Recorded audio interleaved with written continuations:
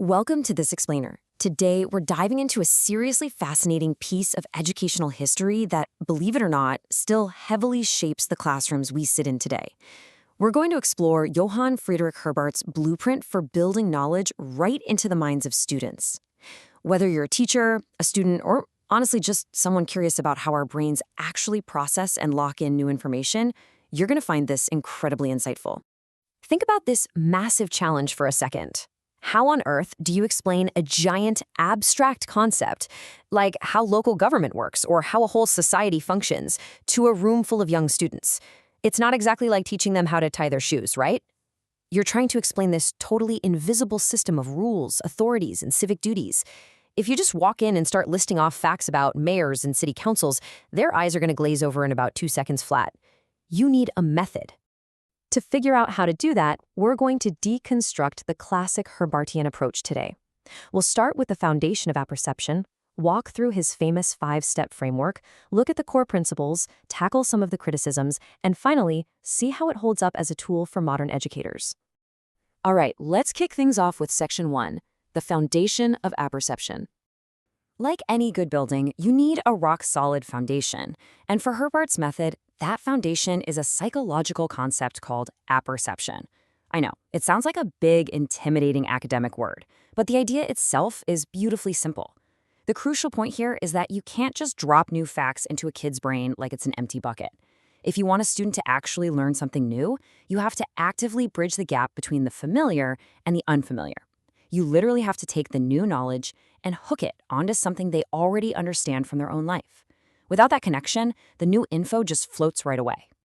Moving right along to Section 2, the 5-step framework. So let's look at the actual blueprint Herbart designed to make this connection happen. To make this super concrete, let's stick with that local government example we talked about earlier.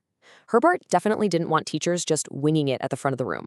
He laid out a very fixed, highly logical 5-step sequence. It's designed to guide the student step by step from what they already know at home all the way to understanding how their entire city operates.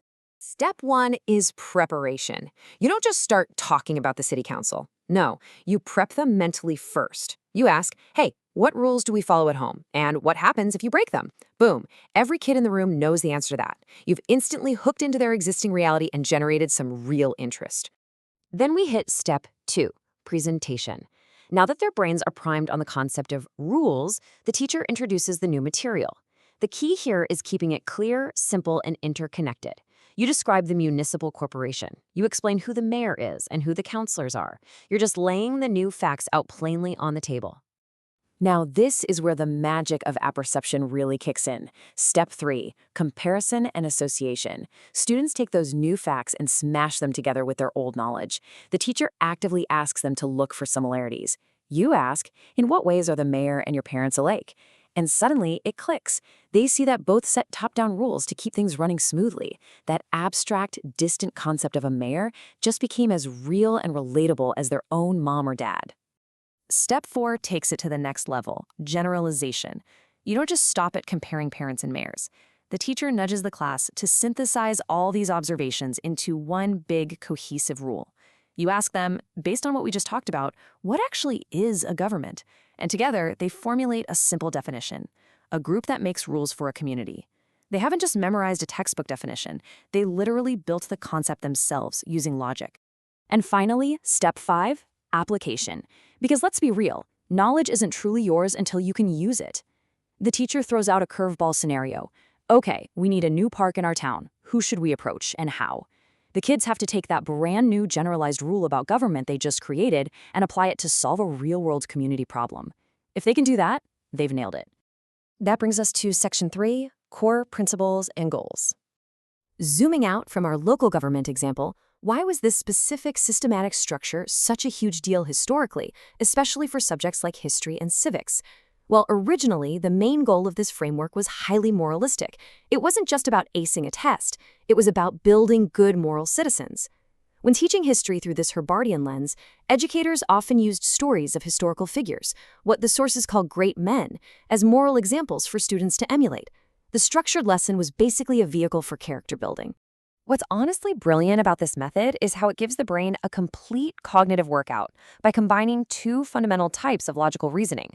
During the first four steps, it uses induction, taking specific examples like family rules and mayors and building them up into a general rule.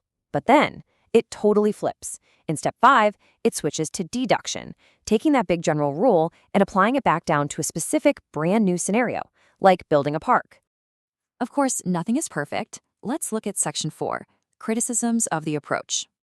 Like any old architectural blueprint, an inspection today reveals a few significant cracks in the design.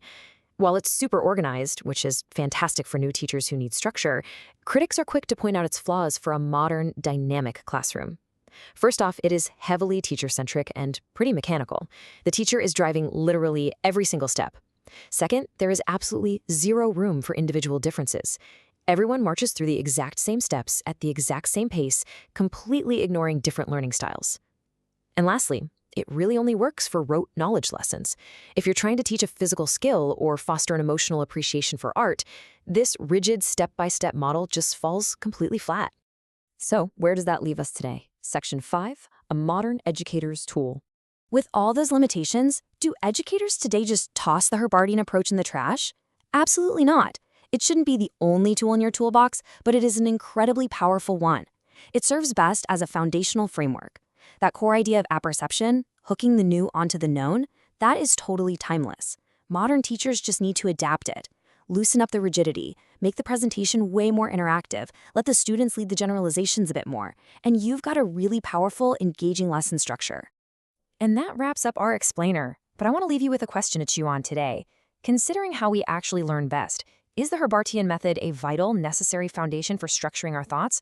Or is its step-by-step nature a rigid cage that limits the potential of the modern creative mind? Think about how you prefer to learn new things.